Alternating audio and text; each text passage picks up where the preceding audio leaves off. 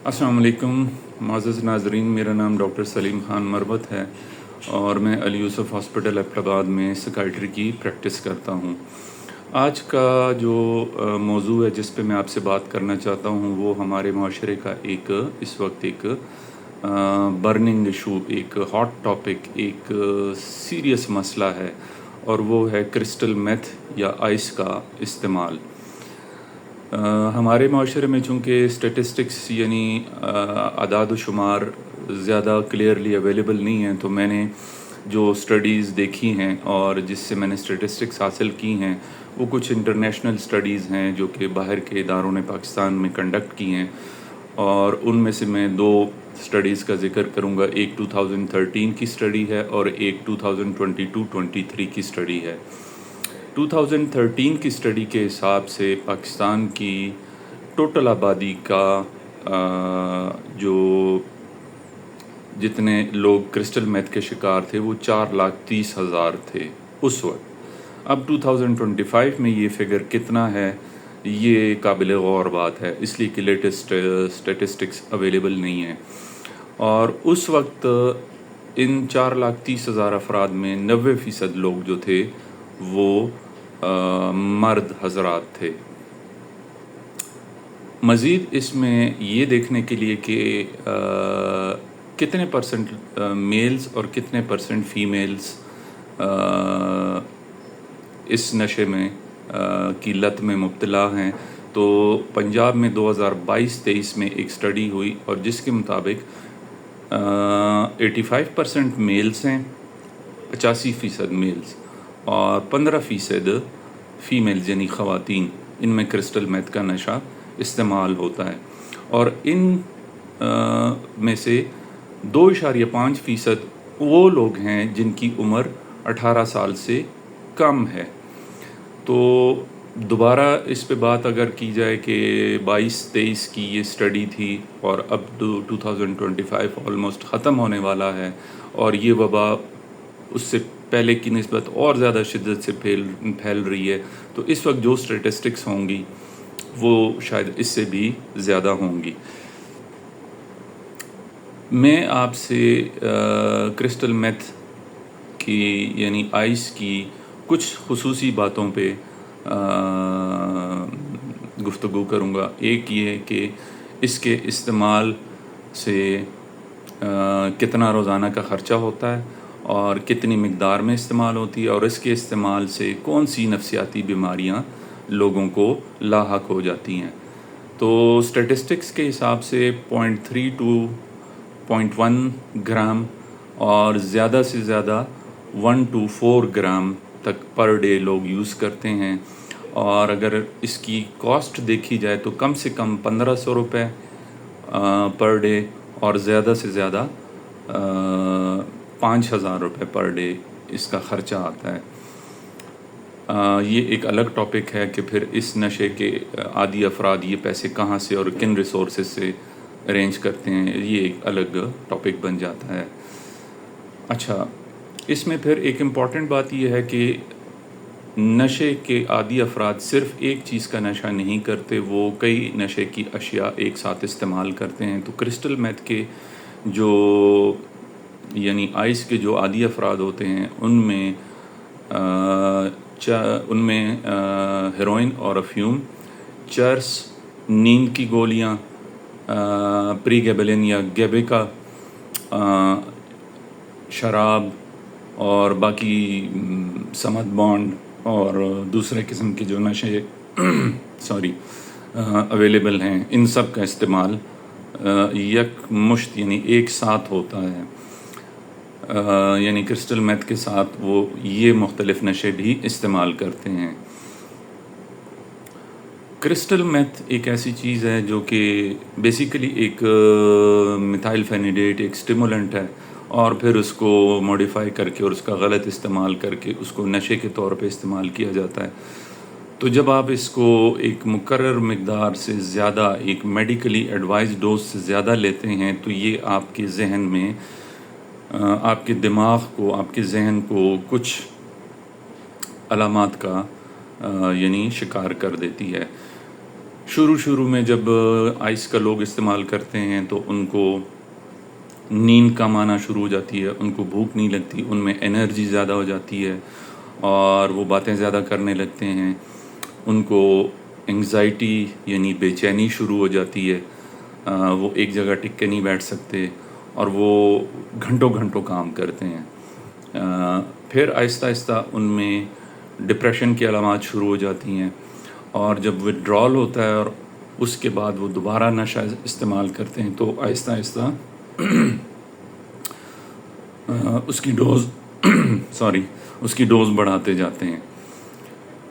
ایک سٹیج آتی ہے کہ جس میں کرسٹل میتھ کے استعمال سے لوگوں میں سائیکوسس، جسے ہم پاگل پن یا اسکیزوفرینیا لائک علامات شروع ہو جاتی ہیں۔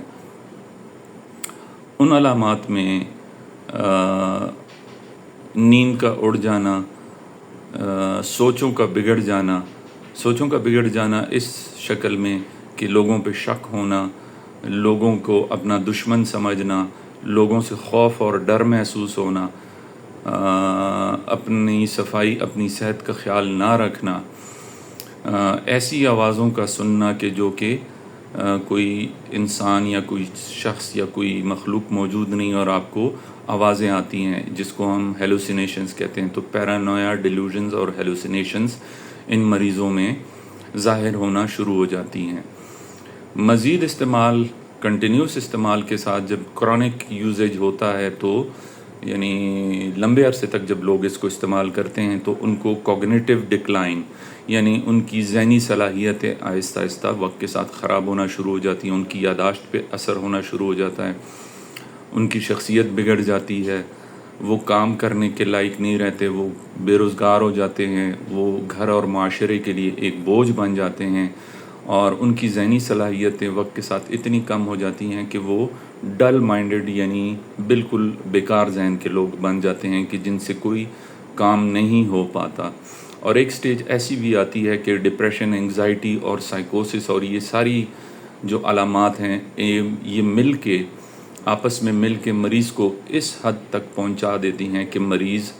خودکشی کرنے پہ آ جاتے ہیں۔ تو کرسٹل میتھ یا آئس کے مریضوں میں خودکشی کا رجحان باقی ذہنی امراض کی طرح اس نشے کی، اس چیز کے استعمال کی وجہ سے بہت زیادہ ہوتا ہے۔ علاج کے سلسلے میں اگر اس پہ بات کی جائے تو وہ دوبارہ ایک الگ ٹاپک ہے کہ کرسٹل میتھ کے لوگوں کو ان کا علاج کس طرح کیا جاتا ہے، ان کو